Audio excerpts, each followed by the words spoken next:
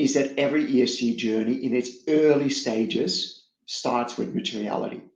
So when we look here, these are just a few infographics and information that you can find online from KPMG. They start that journey there with materiality first, identify and analyze the risks and opportunities. So really start that whole ESG journey with that materiality assessment.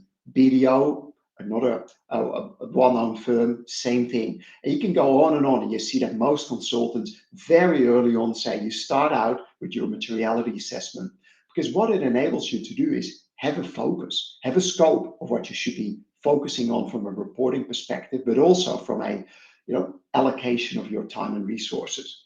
So that journey, it's very early in that journey that materiality is often positioned.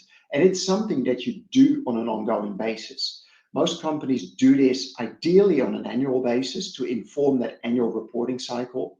We'll talk a little bit more about that later when we talk about the different ways that you could instrument that materiality assessment. So when we look at a lot of different ways of how you could frame up your annual ESG journey or your sustainability reporting journey, there's a lot of ways you can slice the pie, and there's a lot of different ways you can put labels on that. But in a really high level, kind of short way, you could say it starts with that materiality assessment. Know what's important.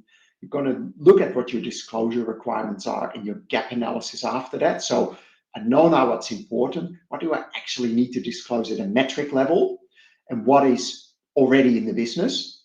Once you know that, you can move to data collection, where you start collecting the data on the particular metrics that are linked to those material sustainability areas. Sometimes not directly after, but almost simultaneously, you might do some optimization initiatives where you're looking for better ways to collect data. You're putting other initiatives in place to be able to really have that focus on your sustainability program. And all that feeds then into that reporting that you do on an annual basis as well. So this is a really high level way of looking at that. But what the aim here is to see is that materiality is often that first step in the process.